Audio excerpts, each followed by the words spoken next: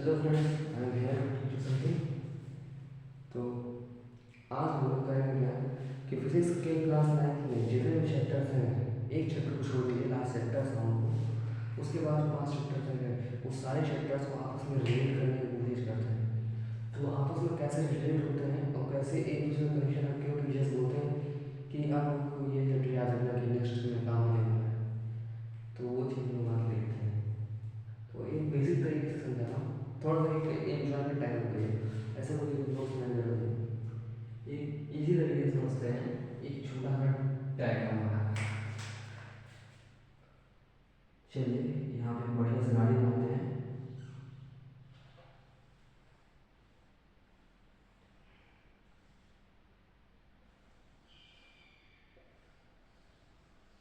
ये है मेरी रोल्स रॉयल्स,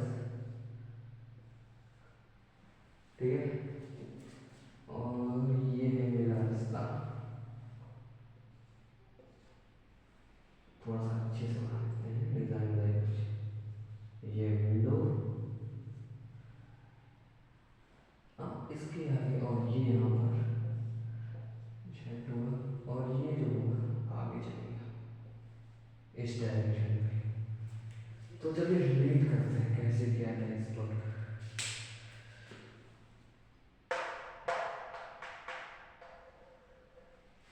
ये एक ऑब्जेक्ट है, ये आगे चल रहा है तो चलेगा तो कुछ डिस्टेंस कवर करेगा। तो इसके स्टेटमेंट में लिखते चलते, ठीक है, थोड़ा सा समझना है। Object cover distance by moving, ठीक है। तो ये जो ऑब्जेक्ट है, ये मेरी गाड़ी जो है, वो कुछ डिस्टेंस कवर करेगी अगर वो मूव करेगी। तो फिलहाल अभी तो रेस्ट पर है, तो मान लीजिए अभी रेस्ट पर है, रेस्ट पर कोई डिस्टेंस कवर नहीं करने वाली, तो कोई ठीक है। तो फिर क्या कवर करें, डिस्टेंस। तो डिस्टेंस क्या होगी, जैसे यहाँ से पूरा ये आपका क्या रहेगा, डिस्टेंस हो गया। और ये क्या कर रही है, मूव, मूव कर रही है। तो ये पीछे इसका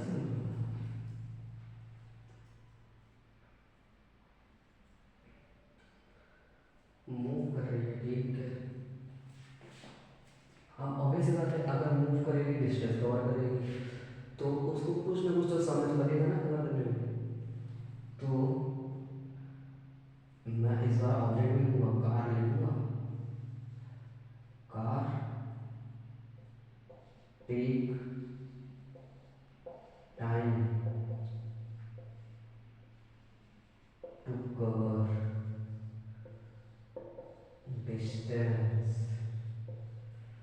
ठीक, कोई दिक्कत नहीं। और अभी ये सीधा जाएगा, आगे चल के मुड़ेगी तो रेक्टेंगल बन जाता है। जब तक ये सीधा चला तब तक वो एक फिक्स डायरेक्शन में चल रहा है। तो उसके लिए इस गाड़ी के लिए क्या हो जाएगा, वो डिस्प्लेसमेंट मान लीजिए आप, और फिर जब मुड़ेगी तब डिस्टेंस मान लीजिए, और उससे जो सॉलिड डिस्टेंस बनेगी उसको फिर डिस्प्लेसमेंट मानेगा, इस तरीके से। तो car take time to travel distance, अब कार कुछ टाइम टेक कर रही है डिस्टेंस को कवर करने में। तो पहला क्या है, डिस्टेंस कवर करेगी और कवर करने में टाइम लेगी। तो टाइम लेगी, कवर करेगी, उसके बाद जिस स्पीड जिससे वो मूव कर रही है उसका कुछ एक रेट होगा ना, कि इतनी गति होगी उसकी जिस पर वो मूव कर रही है।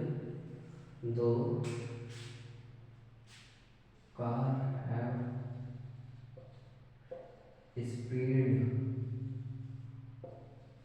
While moving. तो ठीक है, ऑब्वियस सी बात है, स्पीड तो हुई ना।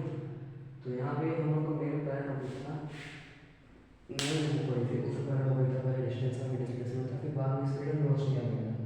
तो ये स्पीड ये है। तो हम लोग ने पहला टॉपिक से अगला टॉपिक तक कंप्लीट किया जो कि स्पीड है, ठीक है। अब आगे देखिएगा, स्पीड है, डायरेक्शन में चलेगी वेलोसिटी हो जाएगा। और अगर एक फिक्स स्पीड पे चलेगी तो यूनिफॉर्म स्पीड जाएगी, फिर वेलोसिटी से लेकर यूनिफॉर्म वेलोसिटी हो जाएगी, और वैसे बात हो जाएगी। अब इधर से देखिएगा, अगर एक कार रुक गई तो ऑब्वियस बात है, इसके अंदर गाड़ी के अंदर बैठा वही सोच रहेगा। लेकिन मान लीजिए कि यहाँ से किसी ने ट्रक में टक्कर मारी और ये वो करने लगी, तो ट्रक ने क्या दिया आपको, एक फोर्स दिया, काफ़ी आगे बढ़ गया ना, उतना आगे नहीं बढ़ते हैं, थोड़ा सा नीचे ही रहते हैं, तो कार आगे स्पीड में बढ़ गई, ठीक है, स्पीड भी हो गया, वेलोसिटी हो गया।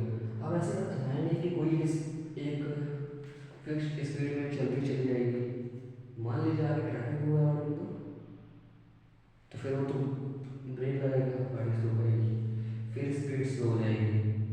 मान लीजिए हल्का फुल्का ट्रैफिक ट्रैफिक है, एकदम जाम वाला ट्रैफिक नहीं है, तो उसकी कुछ तो स्पीड रहेगी, फिर सोचेगा उसको जल्दी होगी, तो फिर वो भगाएगा भाई, फिर हमें कोई गाड़ी आएगी, फिर वो स्लो करेगा, फिर साइड से निकालेगा, फिर भगाएगा, तो इसमें क्या करना है, फ्लक्चुएशन ऑफ स्पीड हो रहा है यहाँ पे, थोड़ा स्पीड जो है कांस्टेंट नहीं है यहाँ पे, नॉट नॉन यूनिफॉर्मली तरीके से मूव कर रहा है।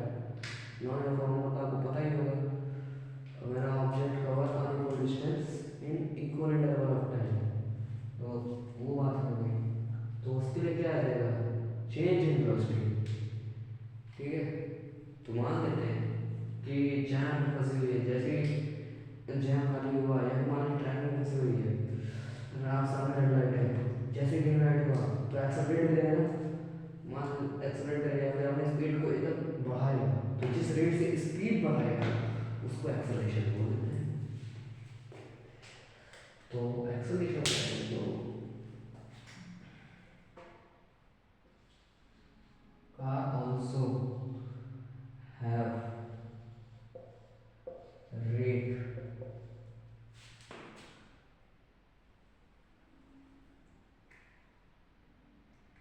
rate of speed is called rate of speed called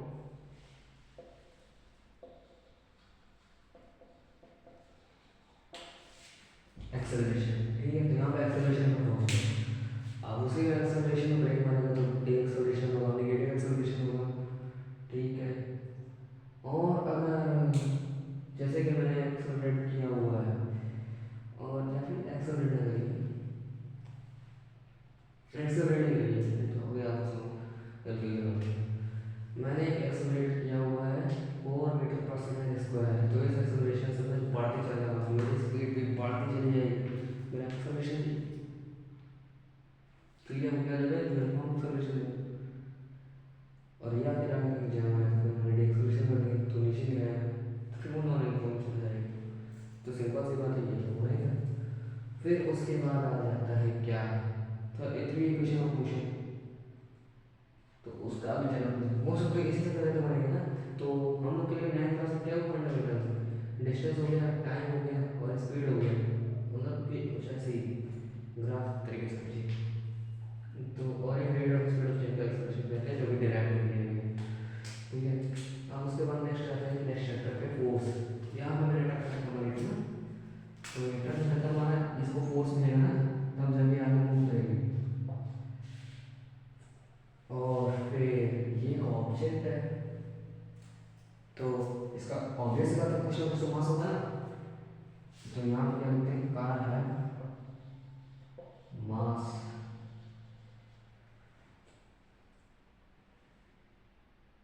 और इसका मास है, एक्सेलरेट करेगा तो कुछ एक फोर्स लगा, फोर्स जनरेट हुआ ना उसको मूव करने का, तो फोर्स जनरेट करने के लिए क्या चाहिए, मास और एक्सेलरेशन चाहिए, तो यहाँ पे लिखते हैं कार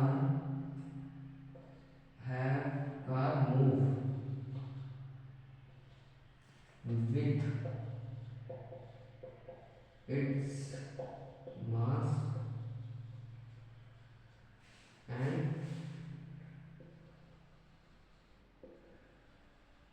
अपना मास लेके मूव कर रहा है, and by moving it accelerated, ठीक है,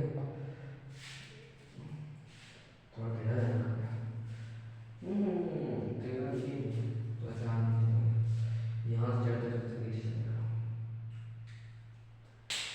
car move with mass while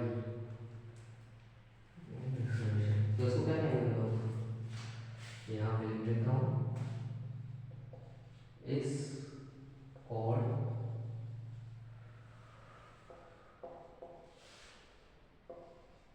force, इस कॉल्ड फोर्स। ऑब्वियस बात फोर्स ही होगा, वो फोर्स दिया, मूव किया, ठीक है। मान लेते हैं कि अब ड्राइवर जो है अब फ्रस्ट्रेट हो गया, बार बार रुकना पड़ रहा है, बार बार कोई गाड़ी आगे चली जा रही है, अब मैं रुक जाता हूँ, वो फ्रस्ट्रेट हो गया, ले जाके गाड़ी में ठोक दिया, तो ठोकने पर क्या होगा, पहले तो एक्सेलरेट किया होगा ना, एक एक्सेलरेशन लिया होगा, फिर फोर्स में आया होगा, फिर धीरे धीरे करके एक स्पीड में बना लिया होगा, एक कॉन्स्टेंट स्पीड में ले जाके उसको ठोक दिया। हाँ ठोकेगा ही, अब जब ठोका तो मास से भी ठोका ना, और मास का स्पीड भी थी, मास और स्पीड अगर बनेगा साथ में तो क्या होगा, मोमेंटम क्रिएट होगा, तो उसका मोमेंटम सामने वाली गाड़ी में पड़ा तो उसको फील होगा तो फिर वो क्या होगा, एक्शन रिएक्शन होगा, एक्शन रिएक्शन कैसे होगा, एक्शन के साथ रिएक्शन बन कब गया, क्योंकि वो गाड़ी जो थी वो इतनी पावरफुल नहीं थी जो कि जो उसका एक्शन था उसको वापस रिएक्शन में ट्रांसफर करे, ठीक है। तो गाड़ी जब ठुकेगी तो उसका मोमेंटम सामने गाड़ी में ट्रांसफर होगा, तो ठुकने में क्या चाहिए उसको, उसका एक मास होना चाहिए, एक स्पीड होनी चाहिए अच्छी खासी वाली, 180 किलोमीटर पर आवर की स्पीड से ठोक, सामने वाला क्या घूमेगा एकदम आगे से, तो यहाँ पर हमारे पास क्या आ गया, एक मोमेंटम भी आ गया कुछ।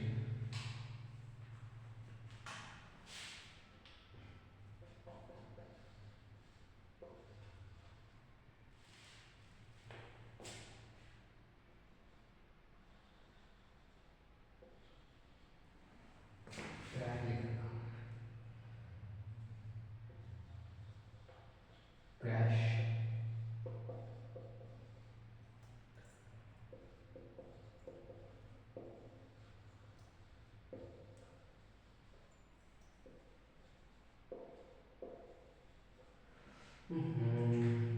मास,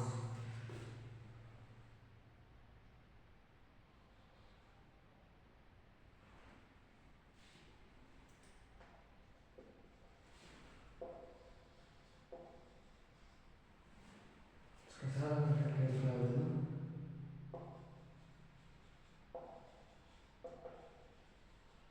मोमेंटम जो है, तो अब ये लिखते लिखते तो पूरा बोर्ड भर जाएगा तो वहाँ पर जाएगा, तो यहाँ पे कॉलम बना लेते हैं, जैसे हमने यूनिट लिखते रहते हैं, जो हम लोगों ने फाइंड की डिस्टेंस फाइंड करने के बाद हमारे पास क्या आ गया, डिस्टेंस आ ही तो गया, हाँ टाइम, टाइम भी आ गया, फिर हमारे पास क्या आया था, स्पीड आई थी, स्पीड भी आ गई हमारे पास, वाह स्पीड का रेट बन गया, एक्सेलरेशन भी आ गया, स्पीड वेलोसिटी और डिस्टेंस डिस्प्लेसमेंट एक ही मान से लिया अपन, ठीक है, एक्सेलरेशन भी आ गया, और फिर कार का मास भी है, तो अच्छी बात है, कार का वेट भी है कम से कम 50,000 टन, ये तो और हो जाएगा कैलकुलेट, एक बार देख के देखिए कितना होता है, कार का फिर मास है तो ये क्या हो जाएगा, फोर्स हो जाएगा, फोर्स भी आ गया है, O R C force, momentum भी आ गया,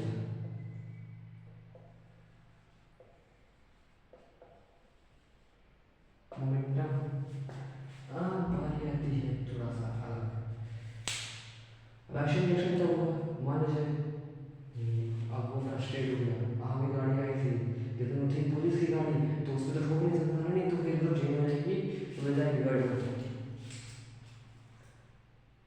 क्यों ठोकी,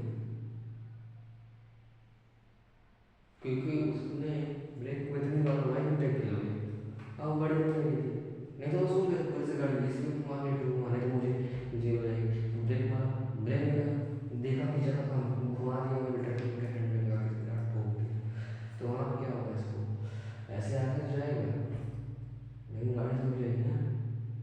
उसको झटका लग जाएगा, मतलब कि एक्शन को रिएक्शन उसी बार मिल जाएगा। और तब मिलेगा जब डिवाइडर के टूटने की कैपेबिलिटी होगी, टूटने का फोर्स होगा वो कार के द्वारा लगाए गए फोर्स से कम होगा। नहीं तो ज़्यादा डिवाइडर टूट के बाहर ये चीज़ है, ठीक है। तो यहाँ पे क्या हो गया, एक्शन रिएक्शन आ गया। तो अब एक्शन रिएक्शन क्या ही हुआ, फोर्स के द्वारा फोर्स दिया, फोर्स में क्या है बस काम खत्म, तो फोर्स नहीं होगा। तो दूसरा चैप्टर भी आपका समाप्त हो गया यहाँ पे केवल एक इतने से। तो स्टार्टिंग में जो पढ़ा था कोई गलत है नहीं, सही है, यही पूरा कॉन्सेप्ट है।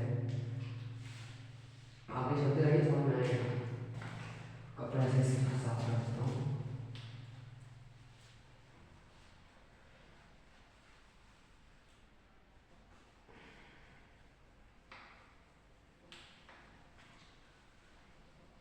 तो ठीक है, कहाँ तक थे, सेकंड चैप्टर में। अरे इतनी जल्दी मैंने सोचा नहीं था, इतना छोटे छोटे चैप्टर्स हैं और टीचर्स क्या करते हैं, नोट सिखाते रहते हैं, बोर होता है।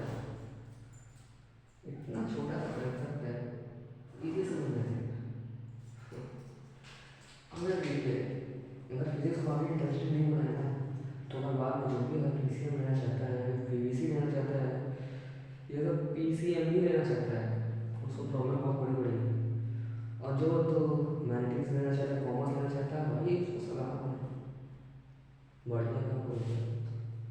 और जिसको अपना दिमाग खपाना है पीसीएम पीसीबी या पीसीएम भी लेना है ना, तो इसके साथ थोड़ा सा रिलेशन बनाओ, थोड़ा सा संपर्क में आना उससे, नहीं तो आगे चल के दिक्कत तो बहुत बुरी होने वाली है। फिर इसके लिए तो इतना ज़्यादा माथा दबाना पड़ेगा ना, काम नहीं करेंगे। एक डेमो दे देता हूँ चलिए आपको। यहाँ पे लिखते हैं फोर्स। फोर्स की यूनिट क्या होती है, न्यूटन होती है। न्यूटन का क्या होता है, केजी मीटर पर सेकंड स्क्वायर होता है, केजी मीटर पर सेकंड, सेकंड स्क्वायर यही होता है ना। तो ये हो जाएगा एम, ये हो जाएगा एल, ये हो जाएगा टी स्क्वायर।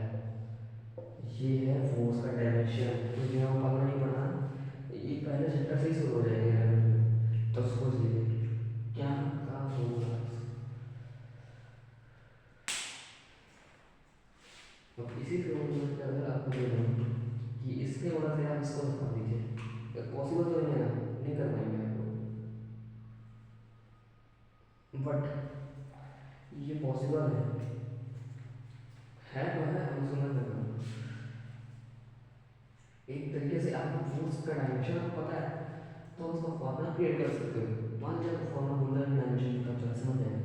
तो ये क्लास 11 का पहला पहला है, दूसरे चैप्टर का एडवांस है, बहुत ऐसे छोटा था। तो अभी इसे फोर्स नहीं करते हैं हम, कहाँ हम गए थर्ड चैप्टर के थे, वो तो सेकंड चैप्टर है, वो तो बीत गया, बीत गया वो, उससे कोई मतलब नहीं। चलो अब बढ़ते हैं आगे। थर्ड चैप्टर में क्या है, ग्रेविटेशन का। ये मास है, ये ग्राउंड है, तो इस पर एक्ट करेगा, क्या एक्ट करेगा, ग्रेविटी। इसको खींचेंगे ना जमीन पे, जैसे मैं खड़ा हूँ यहाँ पे, तो मुझे अर्थ ग्रेविटी मतलब खींच रही है। जैसे अगर आपने बॉडी को यहाँ खींचा तो मुझे खींच लेगी इसमें, क्यों, क्योंकि मेरा सेंटर ऑफ मास जो है ना वो चेंज हो गया। इस सेंटर ऑफ मास को कोई वो नहीं था, सपोर्ट नहीं था। यहाँ पे जो मेरा सेंटर ऑफ मास जहाँ भी होगा, लेकिन पैरेलल सपोर्ट पर है, तो फिर मैं नहीं गिरूँगा, ऐसे होता है। तो यहाँ पे एक्ट करने वाली चीज क्या है, वो है ग्रेविटी। यहाँ पे लिखते हैं एक्ट और act towards earth by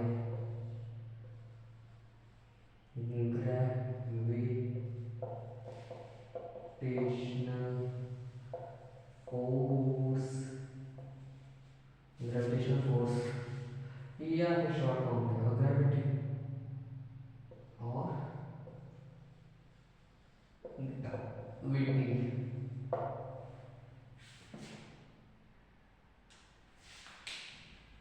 gravitational force gravity का डिफरेंस होता है। जैसे कि कोई ऑब्जेक्ट मैं यहाँ से फॉल करता हूँ, तो फिर वो ग्रेविटी के कॉन्टेक्ट में आ गया, ग्रेविटी उसको ऐड कर लेगी, बट किस फोर्स से उसको ऐड करेगी, वो उसका ग्रेविटेशनल फोर्स होगा। जैसे कि मैं यहाँ खड़ा हूँ तो मैं तो ग्रेविटी के कॉन्टेक्ट में हूँ, छत में खड़ा हुआ है ना तब भी ग्रेविटी के कॉन्टेक्ट में हूँगा, लेकिन छत तोड़ दो तब भी ग्रेविटी के कॉन्टेक्ट में हूँ। तो उस समय ग्रेविटेशनल फोर्स और यहाँ पर अलग था, ऐसे होता है। तो दोनों एक ग्रेविटी लिख देते हैं यार, ग्रेविटी तो सब जगह समान है ना। ग्रेविटी हो गया आपका। अब यहीं पर आपका पूरा कॉन्सेप्ट यहीं खत्म हो जाएगा, ग्रेविटेशनल फोर्स, ग्रेविटी, सब थर्ड चैप्टर में यही तो है, ग्रेविटेशन, बस काम खत्म। न्यूटन का इतना ही छोटा सा मैसेज दिया था, सभी लोग रोते रहते हैं कि यार क्या क्या दे दिया है न्यूटन। न्यूटन सर पे पत्थर गिर गया, बवाल हो गया बवाल और कुछ नहीं हुआ, बस इतना छोटा सा ही काम हो गया है। वो तो हम लोग को पढ़ाने वाले बना देते हैं कि ऐसे ऐसे है, और हम लोग उसको ऐसे समझते हैं, ऐसे समझिए। चलिए अब ये भी खत्म, थर्ड चैप्टर खत्म। अभी लास्ट चैप्टर था सम, उसको छोड़ के एक चैप्टर का बचा था, वर्क एंड एनर्जी। उसका पावर भी आता है, ऐसी बात नहीं है, पावर लगाओगे, पावर मेरे ज़्यादा पावर नहीं होती मेरे पास, ऐसे करूँगा ना तो मैं गिर जाऊँगा।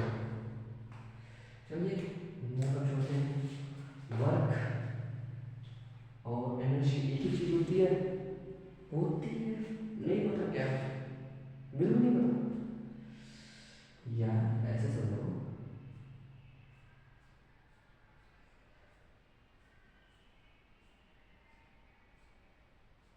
ऐसे समझो।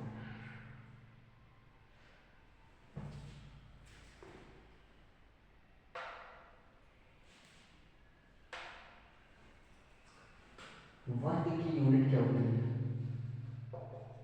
जूल होती है, एनर्जी यूनिट क्या होती है, जूल होती है। अच्छा ठीक है, इसको अगर आपको प्रूफ चाहिए तो मैं आपको ऐसा है, अगर प्रूफ भी दूंगा, पूरा प्रॉपर डायमेंशनल प्रूफ दूंगा आपको, चाहिए क्या? अगर डायमेंशनल प्रूफ चाहिए तो बताइए, मैं आपको अभी डायमेंशनल प्रूफ दूंगा। आप पोटेंशियल एनर्जी दीजिए, मैं काइनेटिक एनर्जी दीजिए, मैं दोनों को लगा के तो डायमेंशनल प्रूफ दे दूंगा, लेकिन लास्ट में नहीं, इसको यही रखे रहते हैं क्या? चलिए फिर इसको यही कॉर्नर में रखते हैं, इसको प्रूफ करना है ना, प्रूफ,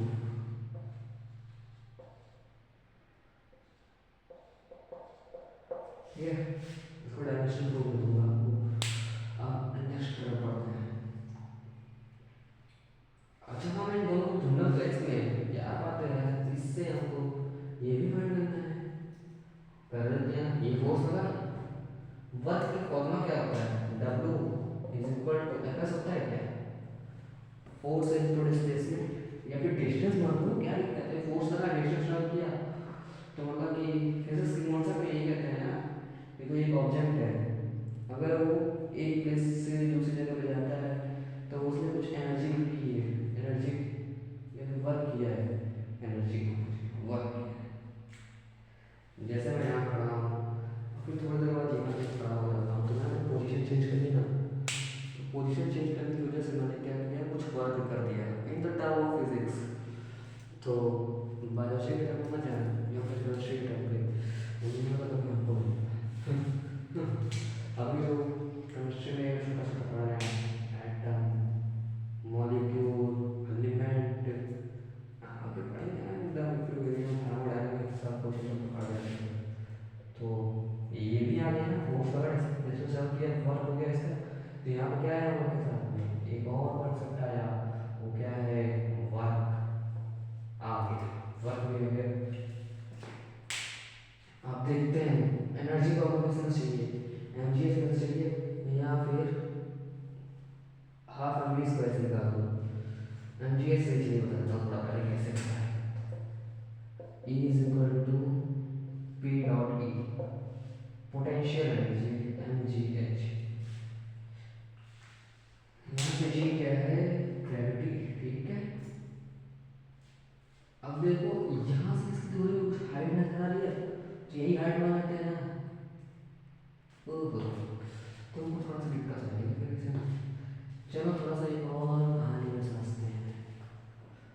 गाड़ी जो है, मैं निकला लेके मैं निकला लेके गाड़ी, सामने था बहुत बड़ा सा स्पीड ब्रेकर। इतना बड़ा नहीं था, लेकिन था। मैं था स्पीड 240 किलोमीटर पर आवर, ठीक है। और एक छोटे से स्पीड ब्रेकर से मैं टकराया था। मैं रेस्ट पे गाड़ी में थी, मेरी रेस्ट पे ग्रेविटी का कॉन्सेप्ट प्रॉपर चल रहा था। जैसे स्पीड ब्रेकर लगा, गाड़ी थोड़ी सी उठने को थी, लेकिन वो ऊपर जाते साथ वो नीचे आना भूल गई, क्योंकि वो तो रेस्ट पे थी ना। तो ग्रेविटी लगा कर रहा है, ये स्पीड ब्रेकर के बाद नीचे को नहीं आया, तो मुझे जब पकड़ के खींचा ऊपर का झटका, और जितनी देर तक हम हवा पे थे, तो उस हाइट से ग्रेविटी ने खींचा।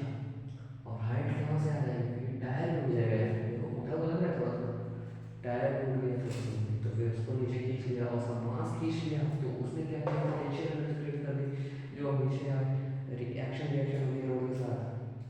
तो यहाँ पे भी हो गया जी।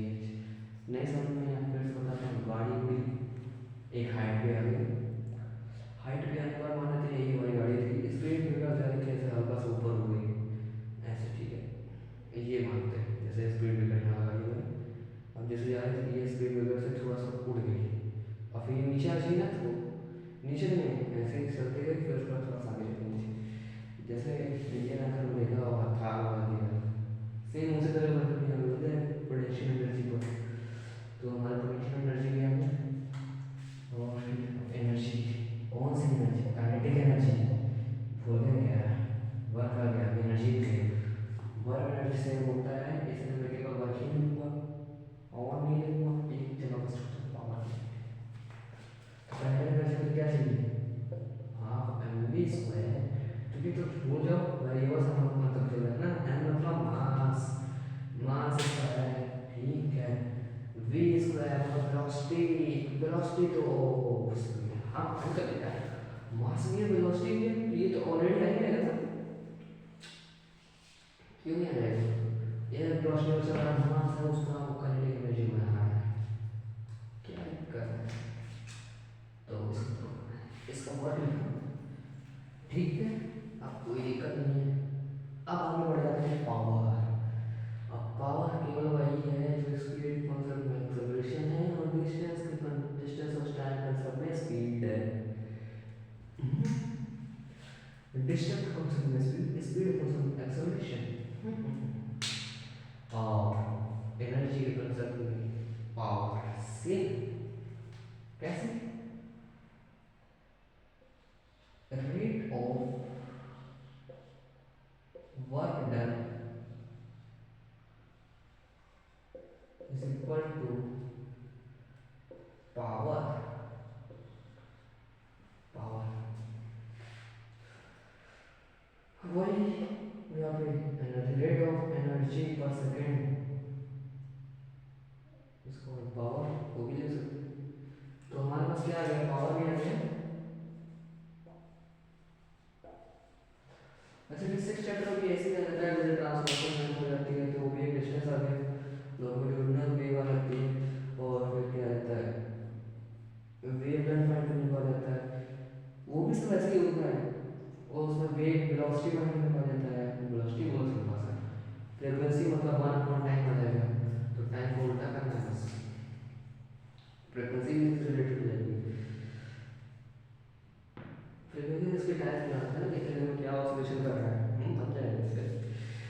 इतना ज़्यादा नहीं हो, फिर ज़्यादा नहीं है शिक्षा भी, लेकिन हाँ अभी उसका कॉन्सेप्ट थोड़ा क्लियर नहीं है, इसके पास कोई रहता तो उतना बता देगा। अब आ जाइए आप इसमें बार बार एनर्जी को प्रूव करना है ना, डायमेंशनल प्रूफ चाहिए आपको, इतना कॉमन वाला नहीं चाहिए, एकदम डायमेंशनल प्रूफ होगा आपको। इसको देखिए तो कैसे होता है।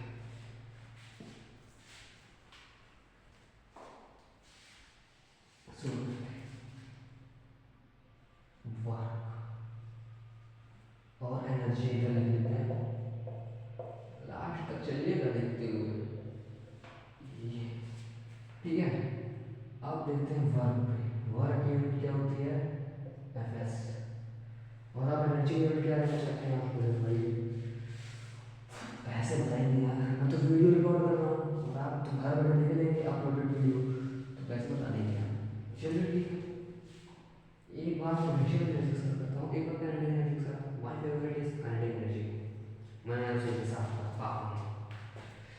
एक चीज़ मैं कहूँ, जो कांस्टेंट वैल्यू होती है ना, उसका कोई डायमेंशन नहीं होता है।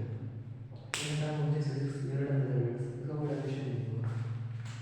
तो ये केवल इसको ले सकते हैं एम स्क्वायर, या इसका क्या निकाला मैंने, M L T, M L T power -2, तो ये हो जाएगा M L T -2 into S का डिस्टेंस मतलब एल, ये हो जाएगा एम एल टू टी -2, ये आपका हो जाएगा वर्क डायरेक्शन। अब इनर्शियल डायरेक्शन देखिए जरा से हुआ है ना, तो ये प्रूव हो जाएगा कि ये दोनों सेम है, पक्का। आइए प्रूफ करते हैं, क्या दिक्कत है, ये तो कांस्टेंट है, इसका कोई मतलब नहीं, मास का एम हो जाएगा वी स्क्वायर, मतलब कि डिस्टेंस अपॉन टाइम का स्क्वायर, तो मतलब कि एल अपॉन टी का होल स्क्वायर, ये हो गया। तो यहाँ पर आ जाएगा आपका एम और यहाँ पर आएगा एल स्क्वायर अपॉन टी का स्क्वायर। अभी अरे प्लस का ठीक है, अभी टी है ऊपर जाएगा तो माइनस हो जाएगा, ऑब्वियस बात। तो ये हो जाएगा एम का स्क्वायर एल का स्क्वायर माइनस टी का स्क्वायर, ये क्लोज ही हो गया एनर्जी को। देखिए ये दोनों सेम है क्या, है ना, तो प्रूव हो गया। अब आपको मानना पड़ेगा, नहीं मानोगे, नहीं मानोगे, अरे यार मुझे यार क्या बताऊँ, पोटेंशियल की वजह से पीछे जो हुआ तो चलिए फिर अब क्या कर सकते हैं, हाँ इच्छा कर ही देते हैं पूरी, आपकी इच्छा पूरी कर देते हैं। और यहाँ पे पोटेंशियल एनालिसिस भी निकाल लेता हूँ मैं, ये हो जाएगा एम जी एच,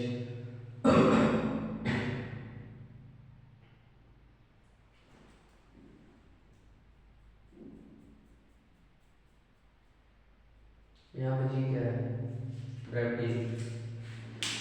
ग्रेविटी एक तरीके से एक्सेलरेशन होता है, पता है कि नहीं पता, सॉरी मैं बताना भूल गया था पहले, पर यही होता है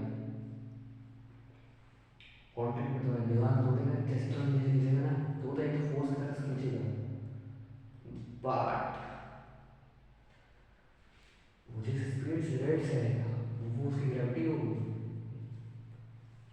ऐसे समझिए, रेट तो करेगा, ग्रेविटी नहीं लग रही है, पर जैसे ही छोड़ूंगा एक्सेलरेशन वर्क करना स्टार्ट कर दूंगा, ऐसे ही एम का मान हो जाएगा, ग्रेविटी का क्या होता है, एक्सेलरेशन का ना, एक्सेलरेशन का फॉर्मूला क्या होता है, मीटर पर सेकंड स्क्वायर, तो मीटर के लिए L upon T square.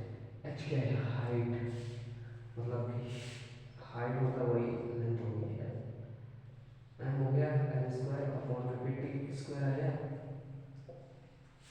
M L square upon फिर यहाँ पर टी माइनस, ये हो गया आपका कंप्लीट माइनस टी स्क्वायर। तो अब दोबारा समझ लो, ये वर्क और एनर्जी सेम होते हैं, एक ही होता है ये,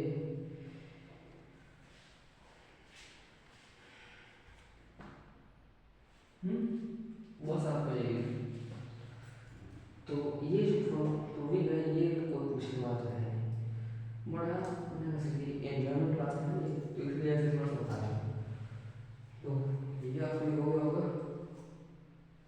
तो यही था कि जो पांचों क्षेत्र आपस में कैसे रिलेट करते हैं, वो इससे लिख रहे हैं। एक तरीके से एनवायरमेंट क्लास समझिएगा, मैंने यहाँ आपको एक एंजॉय कराया है, यहाँ पे कोई एक मनाने के तरीके से नहीं था, मज़ा तो आया होगा आई होप। चलिए फिर इस क्लास को भी यहीं पर एंड करते हैं, कुछ बना दो, ये समझ में आ गया होगा कैसे रिलेट किया आपस में। तो इसी के लिए एक चैप्टर पढ़ने के बाद दूसरे के लिए पहला मत भूलना, ये चीज़ है।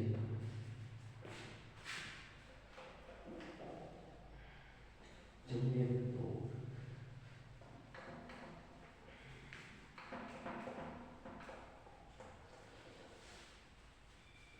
आज का भी काम कंप्लीट हो गया, तो फिजिक्स को ऐसे पढ़ाई की तरह मत देखिए, फिजिक्स मतलब कि टू फील समथिंग। साइंस में सबसे ज़्यादा फील करने की चीज़ है फिजिक्स, फिजिक्स को आप फील जितना फील करेंगे उतना आपके साथ घुलता मिलता चला जाएगा। ठीक है, तो ऐसे ही पढ़ते रहिए। और क्या ही बोलूँ, इस टाइम तो पेपर आने वाला है। अभी हाल ही में शुरू होगा 9th क्लास का, भी 10th का बोर्ड एग्जाम होने वाला है। तो एक एक्सप्रेशन के साथ इसको एंड करते हैं। सर्किल बहुत बढ़िया हो गया है।